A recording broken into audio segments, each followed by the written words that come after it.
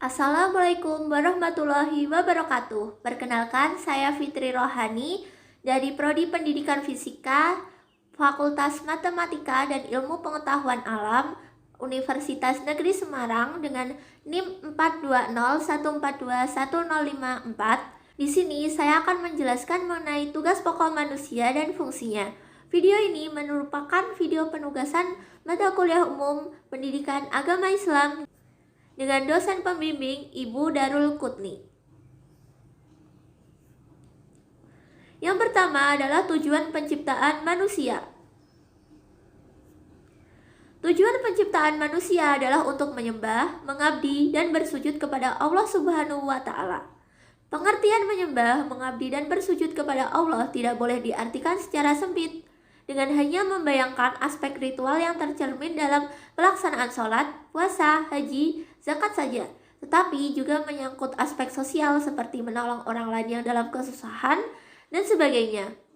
Menyembah dan mengabdi kepada Allah Subhanahu wa Ta'ala berarti kepatuhan dan ketundukan manusia pada hukum Allah dalam menjalankan kehidupan di muka bumi, baik yang menyangkut hubungan vertikal atau hablun minallah atau hubungan manusia dengan Allah, maupun horizontal atau hablun minanas atau hubungan manusia dengan manusia lain dan alam semesta.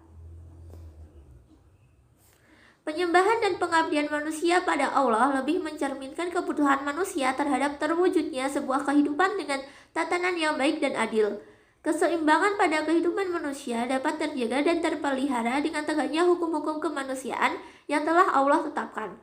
Kekacauan kehidupan manusia tidak hanya sekedar akan menghancurkan tatanan kehidupan manusia, tetapi juga dapat menghancurkan kebahagiaan-bagian alam semesta yang lain. Yang kedua adalah fungsi dan peranan manusia. Peranan dan fungsi manusia di bumi adalah sebagai khalifah. Khalifah diartikan sebagai makhluk penerus ajaran Allah. Maka peran yang dilakukan manusia adalah sebagai pelaku ajaran Allah dan sekaligus menjadi pelopor dalam membumikan dan membudayakan ajaran Allah. Adapun peran yang harus dilakukan seorang khalifah sebagaimana yang telah digariskan oleh Allah diantaranya ialah yang pertama adalah belajar, yakni mempelajari segala sesuatu yang tersurat di dalam ayat-ayat Al-Quran dan segala sesuatu yang tercipta pada alam semesta. Yang kedua adalah mengajarkan ilmu. Ilmu yang diajarkan oleh Khalifatullah ialah ilmu hasil analisa dan penelitian manusia dan juga ilmu yang terdapat dalam Al-Quran. Al-Quran sendiri adalah aturan hidup dan kehidupan manusia serta segala sesuatu yang berhubungan dengan manusia. Yang ketiga adalah membudayakan ilmu. Ilmu Allah yang telah diketahui bukan hanya untuk disampaikan kepada orang lain, tetapi yang utama adalah untuk diamalkan oleh diri sendiri terlebih dahulu sehingga membudaya. Yang ketiga adalah tanggung jawab manusia. Tanggung jawab manusia sendiri ada dua, yaitu yang pertama adalah tanggung jawab manusia sebagai hamba Allah atau Abdullah, dan yang kedua adalah tanggung jawab manusia sebagai khalifah Allah. Yang pertama adalah tanggung jawab manusia sebagai hamba Allah atau Abdullah. Tanggung jawab Abdullah terhadap dirinya adalah memelihara iman yang telah bersemi di dalam jiwanya. Karena iman yang bersemi di dalam dadanya bersifat fluktuatif atau pasang surut atau naik turun.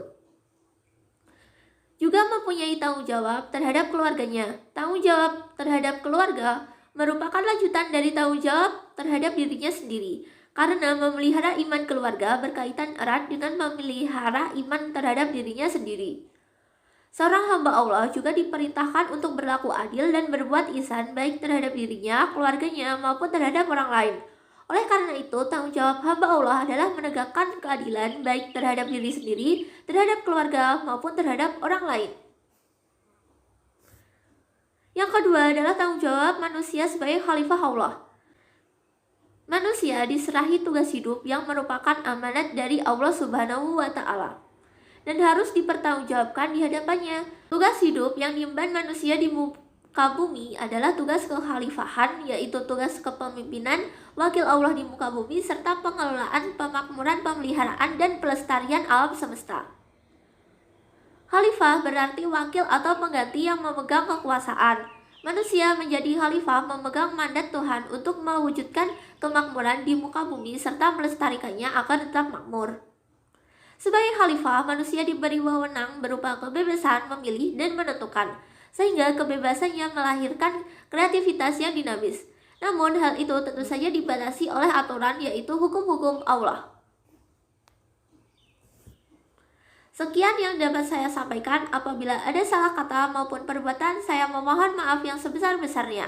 Terima kasih. Akhirul kalam. Billahi taufiq wal hidayah. Wassalamualaikum warahmatullahi wabarakatuh.